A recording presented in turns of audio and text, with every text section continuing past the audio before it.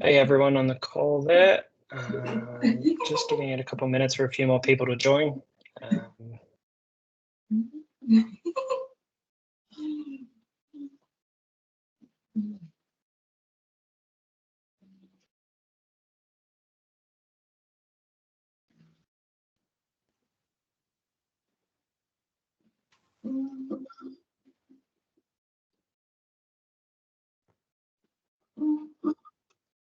If I could just ask for everyone who isn't presenting to just put themselves on mute would be much appreciated.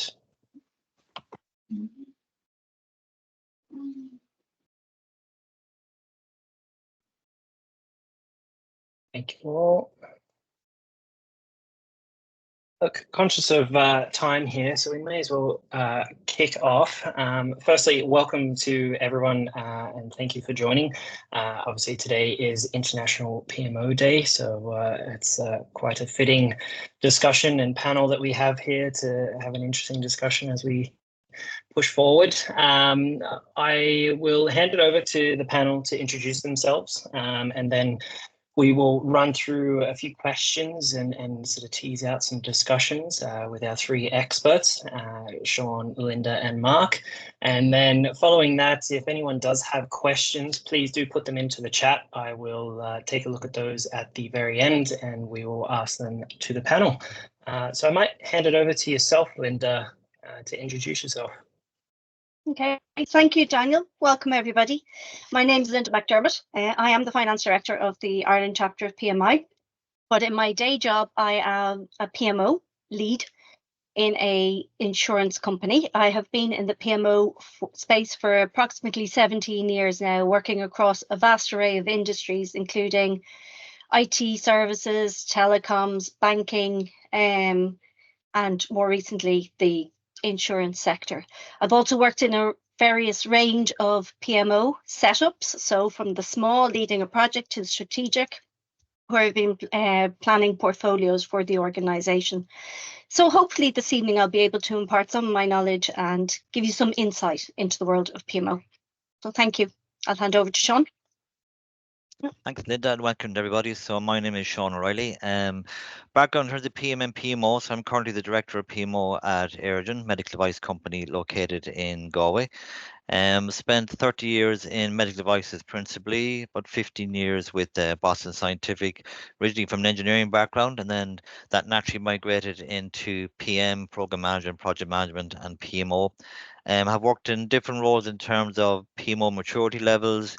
My most recent two roles were involved in terms of setting up PMOs within medical device companies, so have occupied that space for some time. PMO within Airgen is about 3 years into its journey, and looking forward to the conversation this afternoon. I guess from an education point of view, so hold a master's in biomedical engineering, a master's in project management, and a diploma in organizational development and people development. So that's kind of my background. So I'll hand over to Mark. Thanks, Sean, and welcome everybody. And just to say, like Sean, my background is engineering as well. Although I think in my career journey, it's been a lot different from the classical engineering training, but it does enable you to transcend a lot of sectors. In my case, I started out in the finance industry in IT and gradually moved into a project management role. And on leaving the finance industry, I got involved with a consulting company. And as all that was happening, I think project management as a discipline was evolving right across various industries. And consulting companies were very much aligned to the idea of encouraging organizations to use the project management approach. And as that evolved further, the notion of a PMO became more common across sectors. So about 15 years ago, I moved into the PMO area. So for the last 15 years, I've really been involved primarily in running and portfolio managing and basically supporting the work of PMOs across various sectors. And I'm looking forward to the discussion this evening and sharing some of my experience across a number of sectors. So. I think it might be worth mentioning, Daniel, just to close the loop, I'm also an engineer. I graduated as a telecoms engineer, so there's certainly an underlying requirement there. Indeed. Glad to be with the like-minded thinkers of the engineer. Yes, it's fantastic to see. Look, I think we've got a vast experience here on the panel, so I do look forward to this discussion.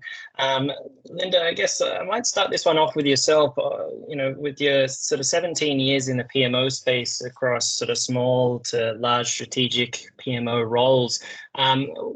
What are common misconceptions people have of PMOs within organizations? In particular, the difference between PMO and PM. I might start there. Yeah, fine. I think I have 3 top common misconceptions. And the first is always that the PMO is an administrative role, that we are there to look after the documentation, and we are there to support PMs from an admin point of view. But that's not the case at all. We are bigger than that. We facilitate, we set up the framework, we set up the processes for all the project managers and projects to follow across an organization. So it's far bigger than anything administrative, but that is a common misconception. We are moving away from that now, but always something I think that we have encountered over the years. The second, and it was a pet peeve of mine for a long time with so many interviews and being asked, where do you see yourself in 2 years' time? You're applying for a PMO role now. Do you want to become a project manager? No, the skill sets are completely different in my eyes. So it's not something, it's been a pet peeve, but we are again moving away from that, thankfully. So PMO has a broader responsibilities, focus on the enterprise-wide project governance, portfolio management, just to be clear to everybody on the call today, as opposed to the projects who are down in the delivery level of the projects. So definitely it's a broader scope. You don't have to be an expert in the field that you're in terms of the industry, because your tool set will travel with you. And that, I think, is a big difference as well within the PMO. And then thirdly, I think it's a smaller misconception, but that the PMO is kind of an out-of-the-box solution. That's not the case. It's scalable, it's variable. You can have it, as I said, from a small project to one person working on a project with a program manager, up to a full team running a big transformation project, or to a strategic level where you're doing the portfolio planning. So I think in a nutshell, they are my top 3 misconceptions of a PMO. That's great. And look, I think that's some interesting insight there that I think we'll grow upon in the discussion here today. Just open it to Sean and Mark. Do you have anything to add to that question at all? I think for me, it's the strategic element. So in terms of PMOs, your business partner with leadership team. So hopefully you have a good sponsor, you're dovetailed with the C-suite, you understand exactly what the strategy of the company is, what the objectives are. So you're about enabling that portfolio, and people look to the PMO in terms of, what are the drag points on delivery?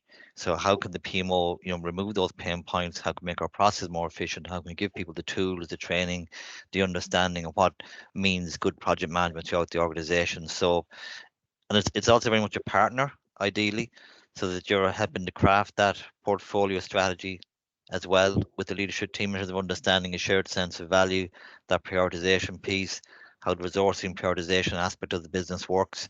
So it's really key if you have those good relationships. For the PM is obviously, a different skill set down from that. So I think it's more a strategic lens if you're leading a PMO. That's a fair point. And Mark, did you have any insights to that one between PMO? No, I think we've fairly well covered there. I do want to emphasize the idea of providing value, because PMO in itself is an enabler and a strategic resource, and sooner or later the finance people are going to be asking themselves about return on investment, value, and what are you bringing to the organization? What would happen if you were to disappear in the morning? So it always has to be in the back of one's mind that a PMO is not a necessity; it's an added value item.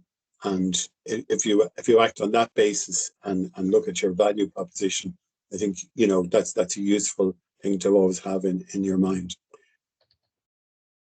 That's a great point there, Mark. Which probably brings me to the next question, which is the next few questions, which are probably formulated around building blocks and formulating PMOs within organizations. Sean, I might bring this one, first one to yourself there with your history there. If you were setting up a PMO in a new organization in today's climate, what would be the fundamental building blocks towards that? Yes, so look, I can talk my own experience, and look, everyone has different perspectives on this. But if you're being tasked with setting up a new PMO in an organization, I guess first thing for me is that you're very clear on who your sponsor is and who your key stakeholders are. So, I would set about establishing a very strong relationship with that individual or individuals, and hopefully there are people within the organization who are at a sufficiently high level, either the senior leadership team, the C-suite team, that you're connecting with them. So you kind of cultivate that support with those individuals, understand what their perception is of the PMO and what they want it to fulfill, because sometimes there'll be a decision to put a PMO in place, but perhaps not understanding exactly what that means. So you're bringing that expertise in terms of a little bit of education piece. You need to build the relationships, really important. So project management is as much about people as it is anything else. So you want to get people on board. The other piece is understanding what the stakeholder thinks is your scope. So, are you draped across the whole organization? Are you in a particular section? Are there certain parts of the business that is not going to be open to the PMO's sphere of influence that they can connect with? And then once you're clear on that, start carrying out an assessment of the organization. So figure out what the maturity level is within that company organization in terms of how projects, portfolios, how programs are initiated, the full life cycle, how do they kick off? So what's the business case piece? How do they get initiated? How are they authorized? How are they resourced? How are they prioritized? And what the performance has been like. And for me, what I've done in previous roles and my current role as well is that a lot of that is conversational. So I would make sure that I touch every single part of the business in terms of key people to speak with, and do it if you can face to face. Have the conversations and start socializing the PMO and what you're about.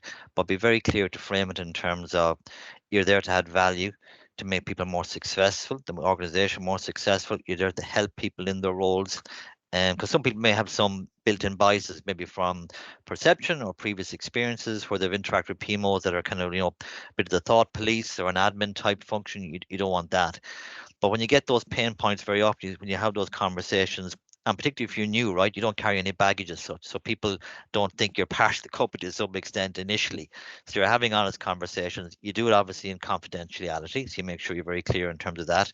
And then you anonymize that feedback that you get. And you start theming it in terms of what are people looking for? So what things are they struggling with? What things do we do really well? And what areas would they like you to address? And some of that may or may not fit within the remit of the PMO, right? But it's really useful to do. So you're networking, you're building relationships, you're taking the temperature in terms of what the PMO can add value. And then once you've done that, develop your business case, right? Someone has said, you've got a PMO set up here, but now you need to put some flesh in that, right? Because you need to put a business case around that. So you want to start developing a proposal. It could be phased. Okay, you don't need to have everything from the get-go because perfection is the enemy of starting. But figure out your objectives. What's your business case? What's your roadmap for the PMO? Look out 12, 18 months. What resource you need to get the job done, and be very clear in terms of your ask of the senior leadership team, because you need to be empowered, right? So the PMO has to actually have the muscle to get the job done. So you need to be clear on that, and then present that to the XLT, your senior leadership team, your cross-functional team, whatever term you use in your own organization. Present that business case back to them and get their feedback. And all the time you're cultivating what the PMO is about. You might be expanding what the initial remit was, but to Mark's point, you need to show where you're adding value, right? So people are busy, resources are always finite. You want to show where you're adding value. If you get approval of the plan, then start about your procedures, your processes. What's your governance process going to be? How are you going to prioritize? How are you going to match capacity versus capability? What's your risk issue management? How are you going to manage chain requests? What kind of training are you going to provide?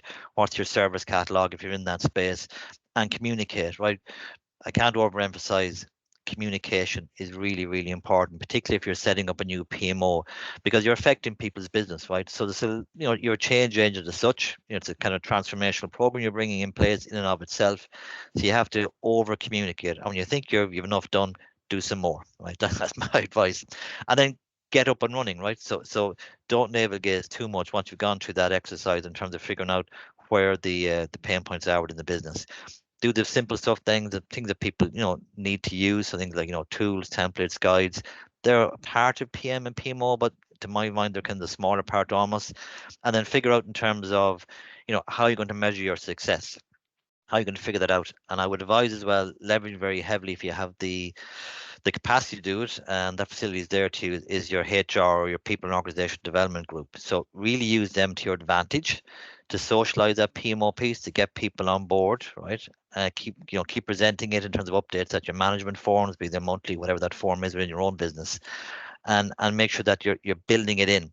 So I think if you follow those steps, and you're good at communication, you're talking, you're listening, the business will nearly tell you what it needs to solve some of the problems, right? You'll bring your own experience and lens to it, but you'll get a lot of feedback from people in the organization, and they'll be delighted to engage with you because they see your success as part of their success and vice versa. So it's a two-way street. So I think if you do those things, you're off to a good start. That's been my experience. That's fantastic. I mean, there's a lot of building blocks there. I guess, Sean, if you were to pinpoint one as your starting point for people, which one would it be? I mean, by the sounds of it, might be communication, but then you also mentioned sort of the simple stuff and adding value to the business. What would be your key number one item for that? To me, be relationship building with your sponsor, the people who are going to provide the resources to the PMO, and then the conversational piece. So establish the pain points. So who are the SMEs in the company, the function managers, the people that influence opinion, the people who are at the cold face of actually delivering projects and programs. Make sure you get to know those people really well, spend time with them, live in their world a little while, and talk and figure out what are the things that they're struggling with at the moment and what things work really well. Because what you might do is, because if you come from different companies, you might bring unintended bias into it as well. So you might have your own kind of bias that you're not aware of. So you really want to make sure you're opening your eyes a little bit in terms of what people's experiences of that organization and what the PMO can do. And then you can craft around that. I think if you do those two things at the start, then that feeds into your plan, that feeds into everything you do from there on in. And then you can iterate it over time, right? But I think that's really important to get it going correctly. Oh, that's fantastic. Appreciate that, Sean. Linda, Mark, I guess open it to yourselves. Did you have any other additional building blocks on top of Sean's extensive list there? I think he probably covered most of them. Would you guys have anything to add to that one? I kind of see establishing a PMO as entering a maturity cycle where, you want to really walk before you can run. And all this notion I keep coming back to is establishing your value proposition. And if you can show incremental value and show that perhaps by allocating a little bit more attention or resource to the fundamental administration of a PMO and making sure things are standard across the organization, if you can show historically that you've already provided value, it's an easier sell, and you can actually incrementally expand your operations and make them of more relevance to the organization. But if you try to do too much too quickly, you can perhaps distance yourself from some of the core business people to the extent where they really do question, why are we doing all this? And, you can actually work against yourself to some extent. Obviously, you want to get things done correctly. You don't want to kind of a semi amateur version of it, but you do want to establish yourself slowly and continuously show that you're relevant to the organization. I think that's really where I come from. But Sean did a very, very thorough exposition there. Really added a lot to that. Yeah, I'm not sure you've left Mark, much for me to add, but yeah. I think, Mark, you touched on some really good points there, and I guess it might bring it to the next question then, with regards to what do you foresee as the biggest downfalls/challenges for a PMO within an organization, particularly in the current climate and as we go forward here? Sorry, there's a little bit of noise on the line. Not sure if everyone's on mute, but just heard a bit of noise. Yeah, I suppose really it's based on my own experience where, you know, where the PMO reports into is quite important and who's sponsoring it. I've heard anecdotally of organizations, one quite well-known Irish bank, where the CEO at the time was sold on the idea of a PMO, and he gave significant investment and attention to establishing a best-in-class PMO in his organization. I mean, that's the nirvana situation. But I think for most PMOs, the challenge is, you know, am I reporting in, say, through IT, which is very typical? And IT in itself in an organization might be quite a marginal area, seen as maybe even a support function rather than an integral part of you know, if you're a high-tech company, obviously that's not going to be the case. But for a lot of service organizations, it could be. So where do you sit in the organization? Who are the C-suite executives who can influence your, you know, maturity and your evolution within the organization? So depending on that, and also critically, in some cases, the PMO may not even have control directly in terms of resourcing of its project managers. So where are you getting your project managers or your project personnel from? Are they sufficiently engaged and bought into the concept of the PMO? If you have project managers who aren't adhering to the PMO message, it can actually work against you. So you need to establish who are the key players within the organization who can positively influence the notion and the development of a PMO. And obviously, it's ideal if you have more direct control or influence over at least those resources. So, I mean, the challenges you're going to have really are, you know, the relevant stakeholders not seeing the value of what you're doing, might even see you as an inhibitor to progress if they want to get things done quickly, and you're stressing the need for due diligence and life cycle and all the rest of it, particularly in modern organizations. And I think we will touch on it later on in terms of agile methodologies and different ways of delivering to market. The notion that things have to be done in a hurry versus doing things properly. The operational drag on resources where you are asking people who are operationally over allocated to do work for yourself as well, almost after they've done their day's work. That's a fairly common theme. So there are all sorts of challenges, and it really depends on what type of PMO it is, where it sits in the organization, and how you modify your model of the PMO to suit the organization. I can't stress enough that whatever organization you're working in, you need to understand the business operations and the business strategy at a level where you're credible and relevant to the rest of the organization, and you're not seen as sitting in an ivory tower in the IT department or wherever it is, you know. So I think they'd be some of the more typical ones that I can think of, but Linda or Sean may want to chip in at this stage. Yeah, Sean, would you have any? Yes, I wouldn't disagree with anything. I'd echo what Marcus said. I think the piece is important if you're setting up a new PMO to be kind of culturally aware a little bit. So, you know, you come into a new organization, you're new kid on the block, right? So you have to get to know people and build those relationships, but kind of re-emphasize that value piece. So what's the value proposition of the PMO, the business case, the PMO in terms of those individual functions? And very often PMOs, they're located in one department. You know, they might be reporting to a head of a particular department rather than perhaps the CEO or CFO or someone who's kind of draped across the full business. So, and you may not have all the resources within your wheelhouse. You may be dotted line PMs across different areas of business. You got to figure out how you making sure that prioritization is correct, that you're not undermining the portfolio, that you're enabling projects getting done, that you're adding value, you're making it easier to get the work done in those areas. So you have to really kind of think about those drags in terms of how you're going to help those business owners get their job done. Because I always kind of discuss with our PMs around projects, think of yourself as a business owner, you know, think of yourself as running a business when you're running a project or a program. And what we try to do in our own area is to bring all the function managers together to establish a forum so everyone is kind of pulling in the same direction. There's a shared view of value and prioritization, and try and take out some of those maybe unintended biases or any kind of silo thinking that might be there, that we're all thinking about the overall strategy of the company, what are the key goals, the objectives, and how does every project and program within that portfolio feed up into that strategy? And then what is the PMO doing to enable that? What's the role of the PMO in delivering upon that strategy? So it's important, and Mark has said it, and I agree 100%, is you have to show the value add. Okay, if you're not adding value, people aren't going to interact or engage as positively as you'd like to do. So you have to make yourself relevant. And I think the PMO can do that, but you need to have your eyes and ears open in terms of what the business and how it's operating in the different functions. So you need to get out there and get to know the business really well. Yeah, That's a very fair collaboration. point. It's all Yeah. collaboration, and within the teams. I've often been the PMO where the project managers do not report to the same, say, line management or even silo as you do.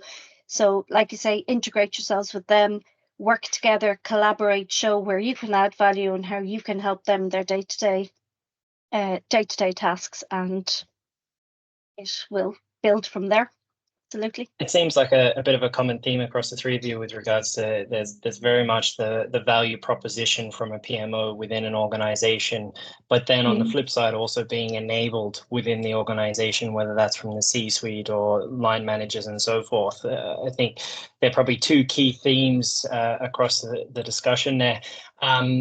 Probably brings me to the next question. Oh, sorry, Linda. Sorry, just say sometimes you can feel another challenge. You're stuck in the middle sometimes between that's very people implementing the project and the senior management, and you're passing on messages, or you're trying to bring everybody together and get everybody back on track for the same goal, because ultimately you all have the same goal. But you do sometimes, that is a challenge. You can sometimes feel like you are in between the two. Yeah, that's a very fair point. And I guess, Linda, this probably brings us to the next question with regards to the value proposition piece that you started to touch on with regards to what metrics or KPIs should PMOs track or measure for their effectiveness within an organization?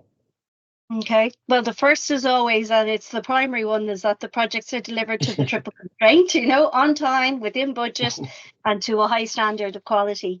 But I think feeding into that metric, the KPIs definitely, is that the organization, that when you've set up the processes and the practices, that the organization is following those across all the projects, so that everything is delivered in a cohesive manner, and it's easy to move from one to the other, and everybody knows at what stage the projects are and how they're progressing.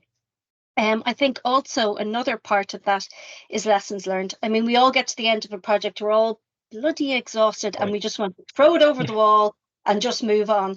But the lessons learned are key, because it helps to, touching on what Mark said, to develop the maturity of the PMO. We look back at not just how the project went right or went wrong.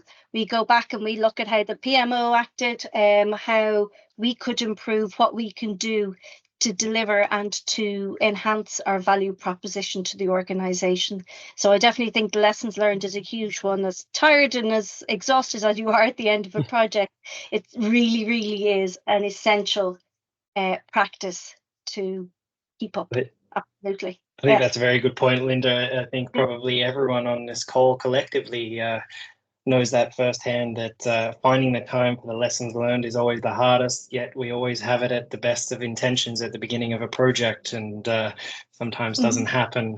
I think that probably falls back into even the some of the challenges with regards to enabling, though, I would say, with regards to an organization enabling that part of a project, that phase of a project to happen. Because I know firsthand that, once a project's sort of relatively finished, you're straight away onto the next one, not able to properly close that out. Would you find that in your experience as well, Linda? Yes, absolutely. Yeah, you are from one project to the other, but you do really need to try and carve out that time to do that. And again, you need to go to the person who is championing the PMO. You need to ensure that this is a practice or a session that everybody is involved in, even if you just touch the project, just to get the whole view, because you will run into these issues again. It will help you to either avoid them or to better manage them next time more effectively. Yeah. So, yeah. That's a very good point. Very good point. Should always try and make that time for the lessons learned, shouldn't we? It is always I might bring, it's always hard. It's always hard. I might bring this one to yourself, Mark, and it probably ties into some of the discussion we've just been having. You know, I guess your view as to how the PMO within an organization should evolve as it goes forward. And I want to take kind of in particular at this point in time with the current climate and lead on to some other conversation later on with regards to technology. But how do you see it that it should evolve within an organization from where we are today? Well, you know, I suppose that we're looking at an organization that already has a PMO, and for better or worse, they're in a state where maybe there are some people who see their value and people who don't, and you establish a set of operational processes that have made sense. But if you really want to improve and enhance, you've got to communicate with the relevant people. I mean, there's a common theme here as well in terms of collaboration and communication with the various sponsors and stakeholders throughout any organization. And if you're collecting active feedback from various parts of the organization that are interacting with you and take on board their concerns, their issues that they raise, and there will be some common themes. And by molding your operations more actively to what is required, there's no one size fits all for any PMO. You can only seek to maximize its effectiveness in any given environment. And as we all know, each organization is unique. But the themes I would say are, you know, are you adhering to the overall business strategy? A lot of your project work could and should be aligned to the strategy of the organization, up to and including, you know, can it be directly linked and measured against the business plan? You've mentioned lessons learned, but there are things like benefits realization that you can build in to your project processes, so that even, you know, a year or 2 years after a major project, you have established a mechanism whereby you are showing that by introducing a new system or you know, other enhancement work that you've done in an organization, that there are material and financial benefits, or revenue benefits, whatever they are, that are being accrued as a direct result of the investment in the project at an earlier stage. Those kind of things are really going to sell your service to the organization on an ongoing basis and show its relevance. So if you then align with the business strategy and perhaps have on at least a yearly basis, set out the major projects that you expect to have accomplished over the next year, work with the business planning and the finance functions to establish a roadmap, balance the operational priorities against the strategic priorities in terms of development, and produce a reasonably well set out plan that everybody can sign into. And the more sign-in and buy-in you get at that stage, the more chance you have of achieving a reasonable amount of success. We all know that plans inevitably are going to change and have to be adjusted over a calendar year. But at least that seems to me to be a reasonable time frame to make sure that you're gaining acceptance within the organization, and you can show year on year that you're getting somewhere. So as that develops, you can then, I'm not talking about power grabs here, but I am talking about making yourself more relevant from an influencing point of view, in that senior level people should be able to seek you out as a source of advice and guidance as to how they're going to set up a project before it starts. Because typically, you know, in a lot of organizations, somebody at a high level has a brainwave that makes perfect sense to them. But in terms of actually getting it done, the sooner the PMO can get involved, even at the very sort of brainstorming stage of a project, if you're seen as an entity that can actually, positively influence how things are being thought through, you have a much better chance of getting to the stage where, you know, you have a feasible project that you think, yeah, this is really going to work out. And we're glad that we were involved from that stage. So you've then transformed the PMO from being an operational sort of, you know, maybe something that an audit committee recommended and the organization felt it had to put in, or you know, something like that, to being seen as a very valuable and necessary function. So they're the type of milestones that I like to see in a PMO over a period of time. And the challenge then is, once you have established those kind of footholds in the organization, you got to keep it going. You can't rest on your laurels. You got to continue to show that value. You've got to grow the headcount within the organization that are bought into that. And inevitably, the better people may move on. They may see other opportunities outside the organization. You've got to continuously do succession management and make sure that you have the relevant resources in the right places to continue and build on what you've already got.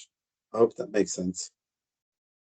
Absolutely, and I think it does play into the very much those common themes of, you know, there's the initial sort of phase to getting embedded within the organization, but then once it is embedded, it's a matter of continuing to progress and making sure it's the go-to tool within people's tool belts, and being a full integrated part of the business versus a add-on, as you say.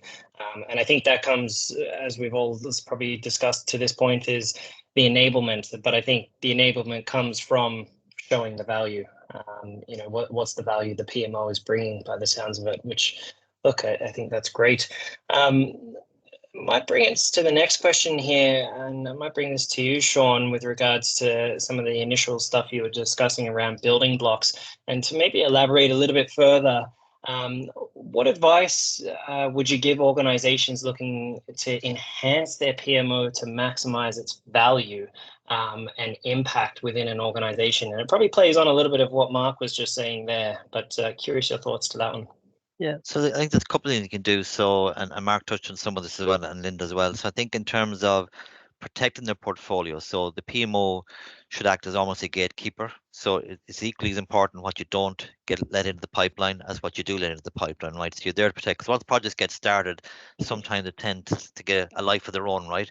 So better off not to start at all, okay, and protect the resource pool and protect the company's investments. So it's important that you have a shared sense of value in the leadership team, right? Because at the end, they're writing the check, right, for new projects. Every project costs money to do, and when you're doing that, you're not doing something else.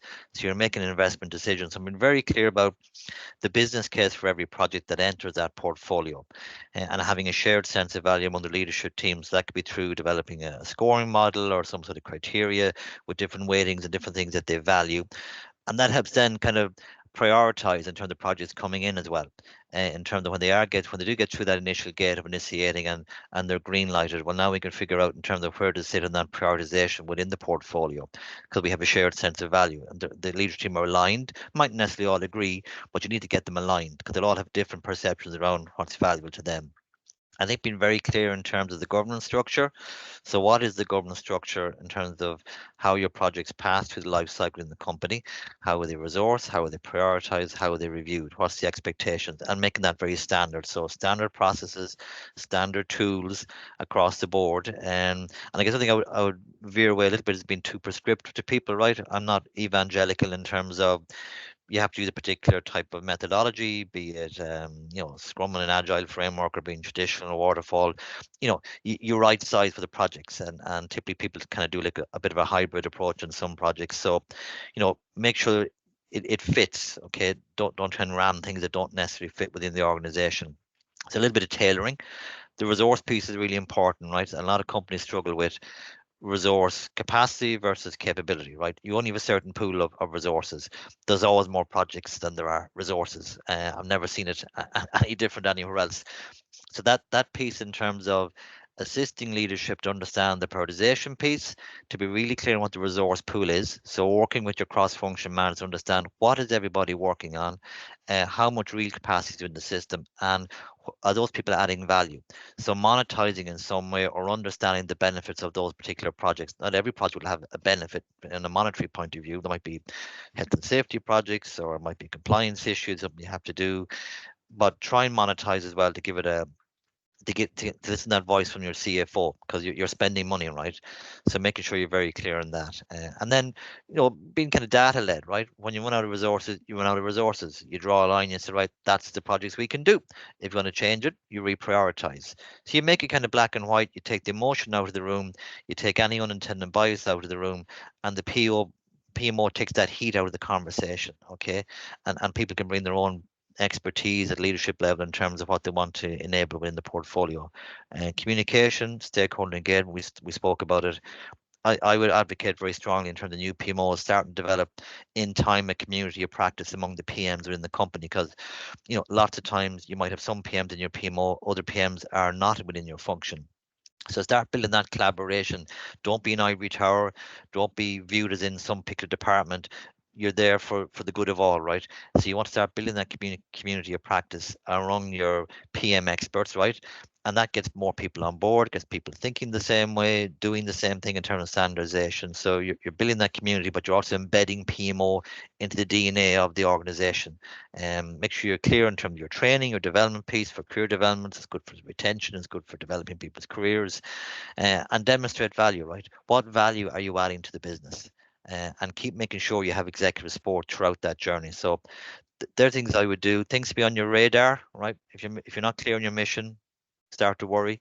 Be very clear what you're meant to be delivering. Your sponsor needs to be engaged. Make sure you're resourced. Make sure that you're aware of the culture of the organization you're working in. Make sure that you also have an eye out to business excellence. So sometimes PMOs will get dropped in, but there might be drags in terms of processes or methodologies in terms of other parts of the business that are impeding portfolio delivery. So you have to be able to kind of grapple with those issues as well, and see, do you want to take them under your wing in terms of the PMO, or outsource them to within that function to resolve and work with them on it. Because sometimes people think a PMO is going to solve the world's ills, and that's not always the case. But certainly you can draw attention to them and help to facilitate getting through those kind of drags and projects. So to me, that's kind of a good way of embedding in, but again, heavy communication. Make sure you're constantly communicating with the organization.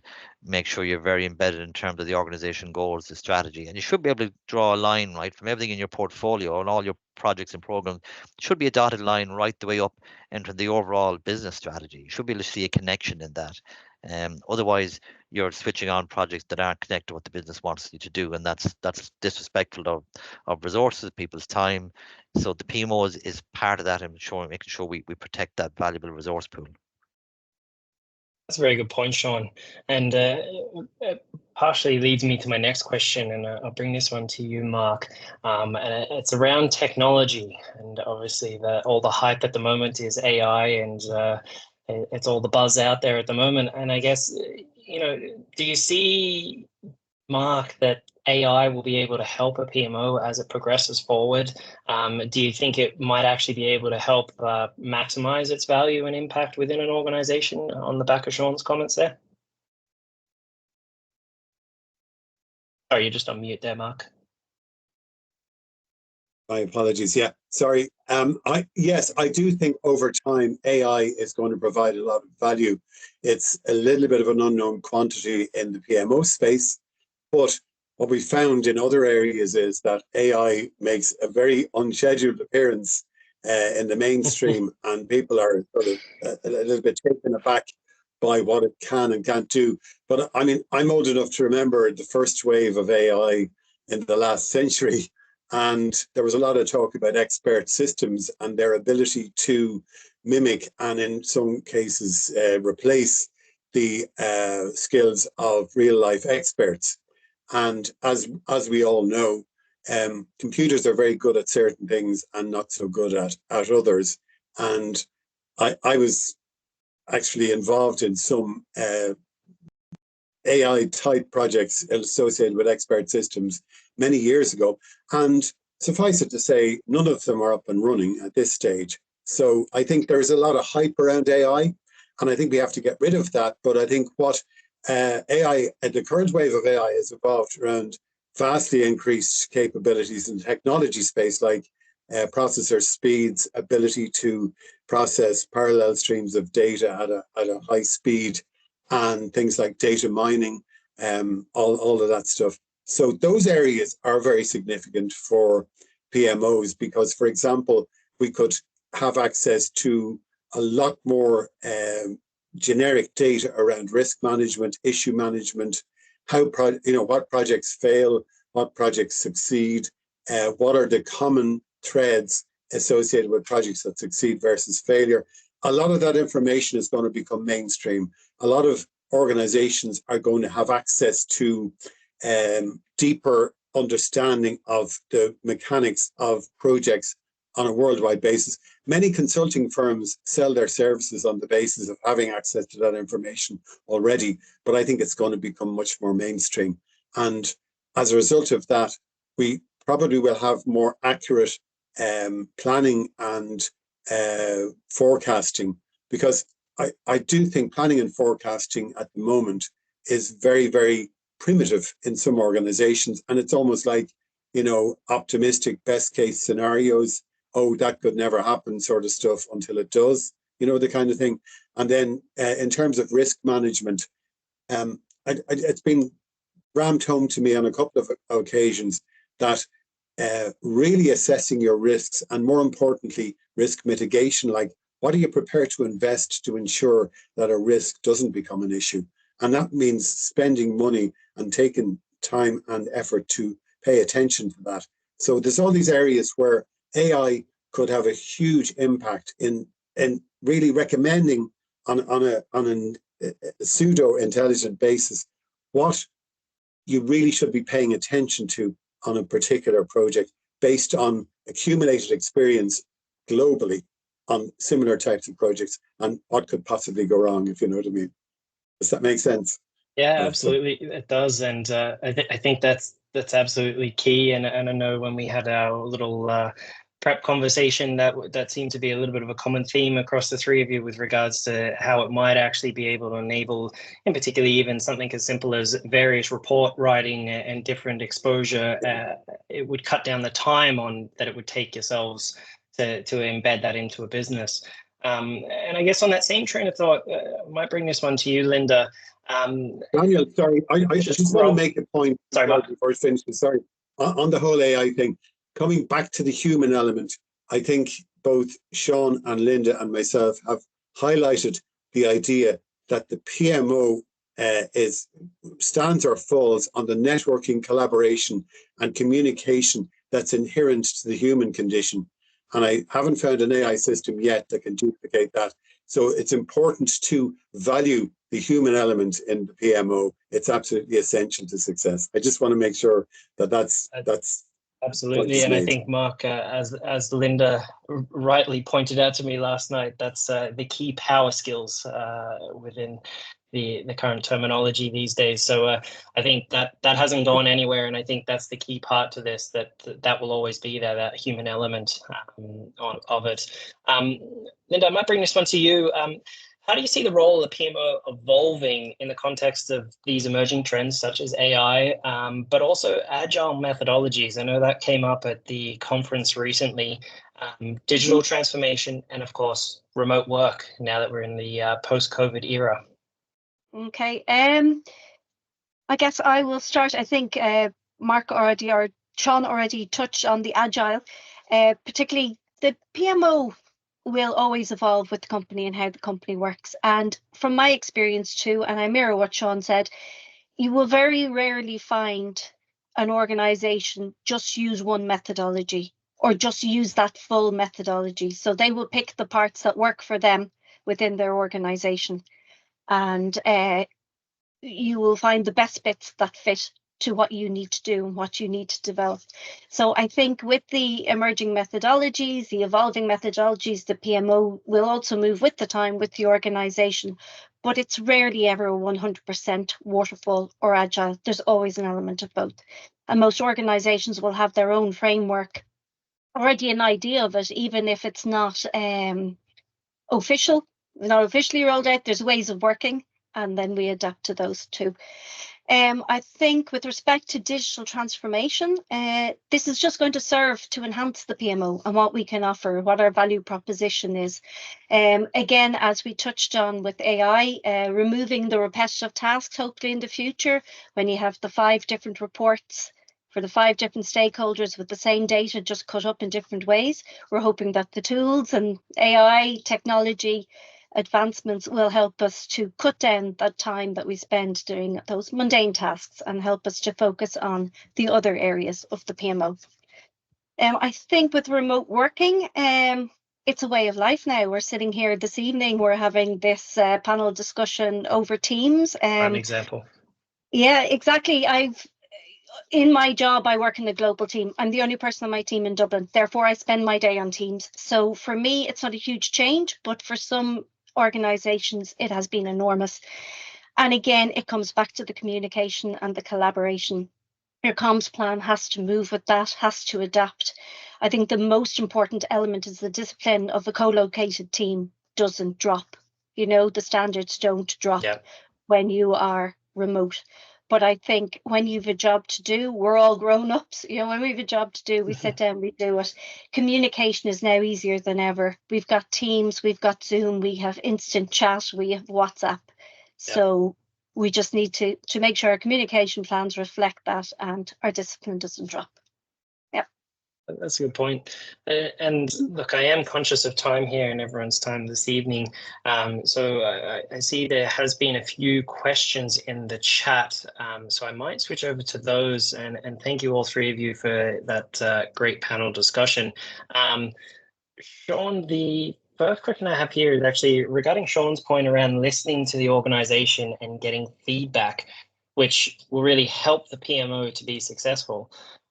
From your experience, is this best done formally or informally?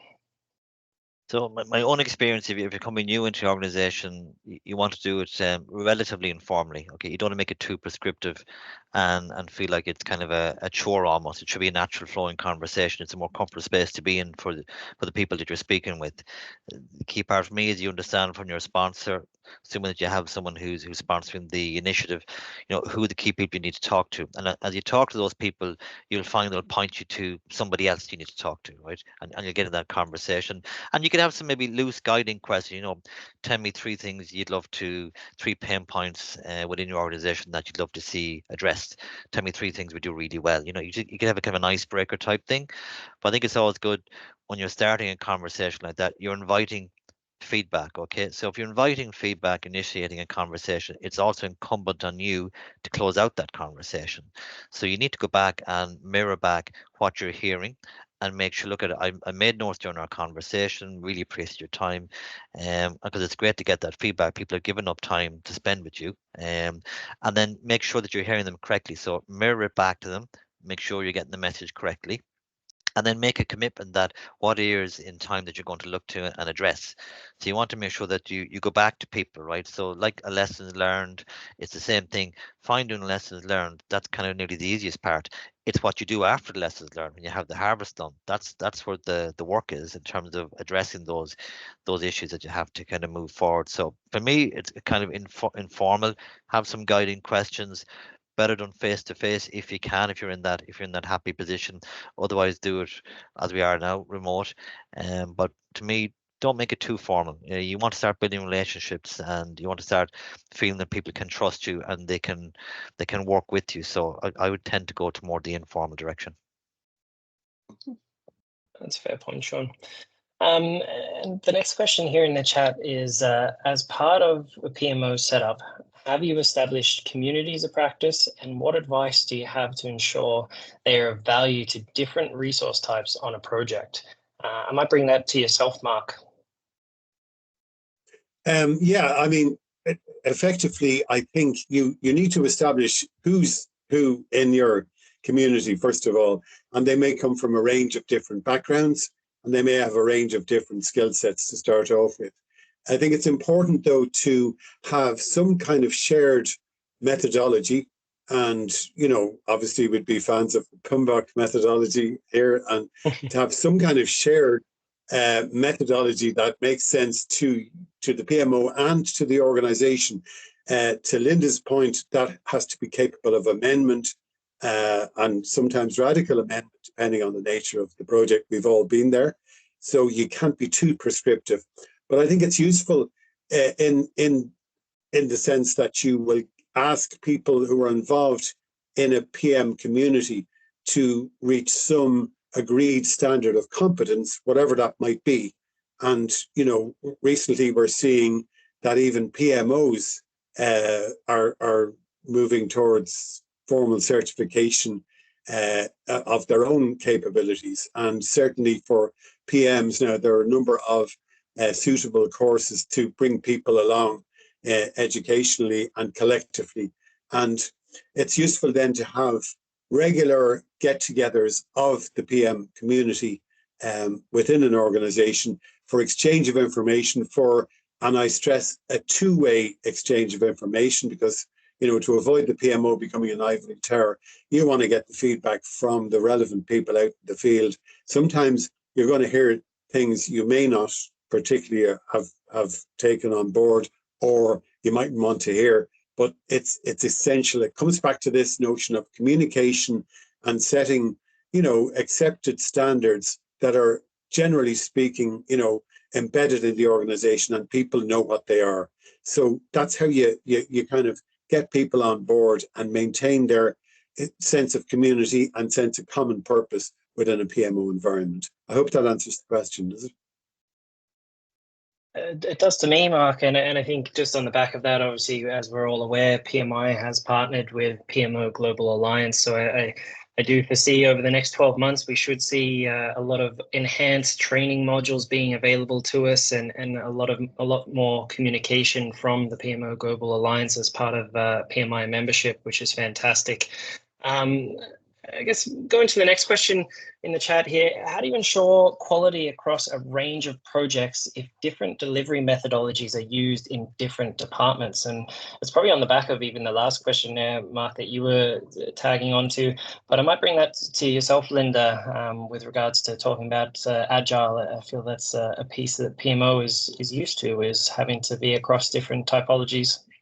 Yeah, different typologies. So I think in this instance, what I would recommend, what I would do is look at the common denominators between the different methodologies. I know in some frameworks I've worked in, we have kind of the nice to haves, and then the documentation and the parts of the process that you must follow. So if you can find those commonalities across the different methodologies, at least you have some framework then that all projects can follow, that everybody's following it in the same way. And then the add-ons and the nice to haves can be built by each department as they want them.